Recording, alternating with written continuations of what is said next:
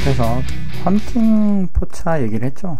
사실 이것도 뭐 제가 이제 직접 경험했다기보다 주변에서 얘기를 좀 들은 게 있습니다. 이제 신입사원 시절에 이런 비즈니스에 대한 고민이 되게 많았어요. 제 비즈니스 모델이 도대체 어떤 게 좋은 거고, 가격 전가력, 혹은 회사의 회전율이나 뭐 여러 가지 요소들에 대해서 되게 고민을 했고, 그런 걸 고민하다 보니까 이제 제 포커스가 항상 이 비즈니스는 어떻게 돌아가는 것인가 라는 게 궁금했던 거죠. 이 시절에 이제 당시에 유행했던 게 이 헌팅 포차였나 봐요. 그래서 제 친구들 중에 이 공과 대학원생들이 있었는데, 이분들이 뭐 원래 그렇다는 게 아니고 제 친구들이 얘기를 해줬다는 겁니다. 이 친구들이 요즘에 요게 유행한다 얘기를 해주더라고요. 그래서 무슨 얘기인지 들어보고 싶어가지고 얘기를 좀 들어보니까 좀 재밌어서 요 얘기를 제가 주식 강의를 예전에 친구들한테 많이 해줬거든요. 그때마다 이 아이디어를 이렇게 얘기를 해주곤 했습니다. 이게 좀 직관적이더라고요. 저는 사실 비즈니스가 제일 잘 되려면 이렇게 된다고 생각해요. 고객의 니즈와 사장의 니즈가 일치해야 된다고 생각하거든요. 근데 전에 말했지만 카페 같은 경우에는 고객의 니즈는 더 앉아있고 싶은데 사장의 니즈는 회전이잖아요. 회전율.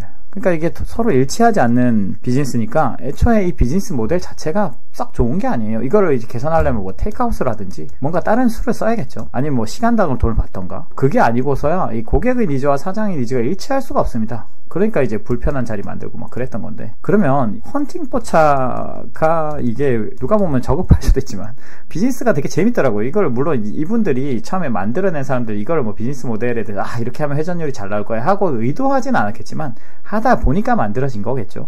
그래서 이 얘기를 한번 해볼게요.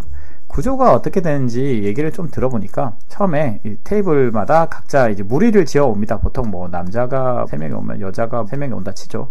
그러면 이제 각자 이렇게 술을 먹다가 저기 테이블에 앉은 분들이 이성적으로 호감 있다 하면은 이 남자분들이 여기를 계산했는지 여기를 계산했는지 모르겠어요. 뭐 둘 중에 하나 계산한다고 합니다. 그래서 계산을 해가지고 테이블을 합칠 수가 있다고 하더라고요. 이게 되게 재밌는 구조라고 저는 생각했습니다. 왜냐면 사람들도 어차피 자기들끼리 놀러 온 게 아니잖아요. 이 제목이 헌팅 포차인데, 헌팅 포차면 헌팅하러 온 건데, 그러다 보니까 이렇게 합치게 되면은 이 테이블이 이렇게 두 테이블이 차 있었는데 합쳐지면서 한 테이블이 비게 됩니다. 여기에 합쳐지고 여기는 갑자기 손님을 받을 수 있는 테이블이 되는 거죠. 그러니까 이게 사장의 니즈와 손님의 니즈가 일치하는 거죠. 손님도 빨리 합치고 싶고 사장은 빨리 손님을 들여놓고 싶고. 여기서 끝이 아닙니다. 거기다가 이분들이 합치게 된다면 셋 이렇게 합쳐져 있어요. 놀다 보면 당연히 이렇게 짝을 지어 따로 놀고 싶겠죠. 따로 놀러 이렇게 나가고 싶은 니즈가 있습니다. 그러면 이 사람들은 이게 또 테이블을 빨리 파하고,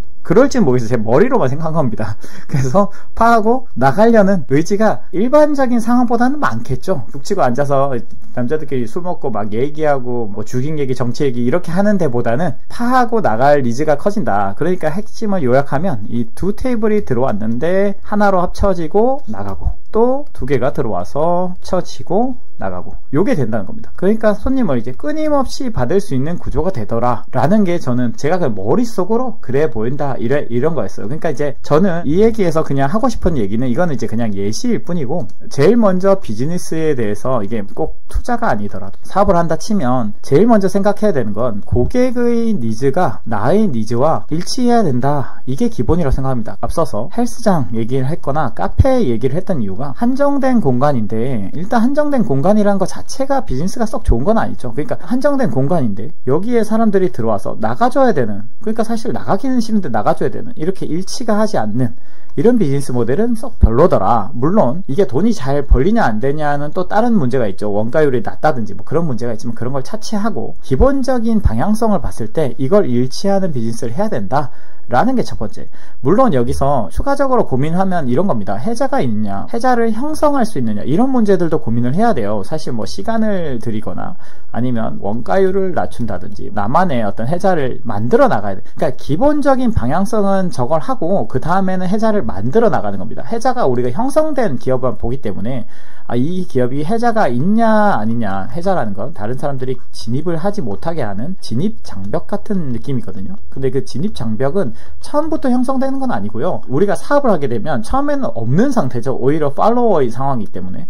근데 이제 시간과 돈을 들이고 약간의 머리를 써서 해자를 구축해 나가는 거죠. 우리 투자자 입장에서는 그 형성된 해자를 발견하는 거고요. 형성된 해자 중에는 당연히 원가가 제일 낮은 게 좋고, 캡티브 마켓에서 진입이 덜하게 하는 비즈니스도 좋고, 이런 부분들인데, 이런 거는 이제 투자에 대해서 얘기할 때 저희가 뭐 실전 분석 같은 거 하기 때문에 거기서 얘기를 할 거고, 제가 하고 싶었던 얘기는 시작을 할 때 최소한 고객과 나의 니즈가 일치하는 걸 하는 게 좋다. 그거를 시발점으로 해야 된다는 거죠. 그래서 왜 헬스장도 그런 얘기 합니다. 헬스장에서 돈 버는 사람은 프랜차이즈 만든 사람, 허가를 이렇게 내주니까 그 다음에 중간에 이거를 지점을 설립하고 이거를 팔고 나가는 사람, 실제로 운영해서 돈 버는 사람은 없다. 뭐 이런 얘기도 하고 했어요. 그 뒤에 이제 많은 뭐 PT 서비스나 여러 가지 서비스들을 도입을 하면서 수익성이 개선됐을지는 모르지만, 저는 별로 이 다른 비즈니스 모델에 비해서 비교하자면 우월하지 못한 비즈니스라고 생각합니다. 그래서 이런 부분들을 이제 계속 매번 모든, 예를 들어 카페 하나를 간다. 그냥 카페를 가더라도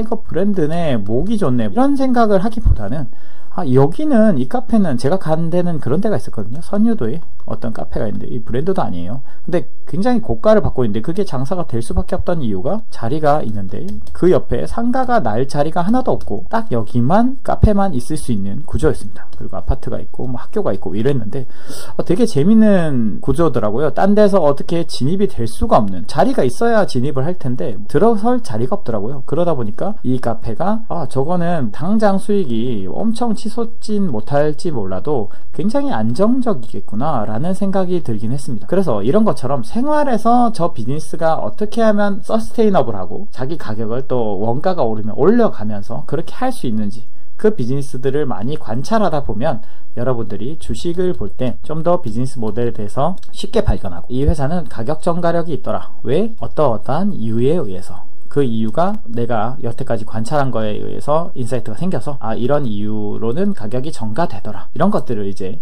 생각할 수 있는 기회가 되지 않을까 해서 제가 생각했던 것들을 얘기해봤고, 또 다른 아이디어가 기억나면 다시 얘기를 드리겠습니다.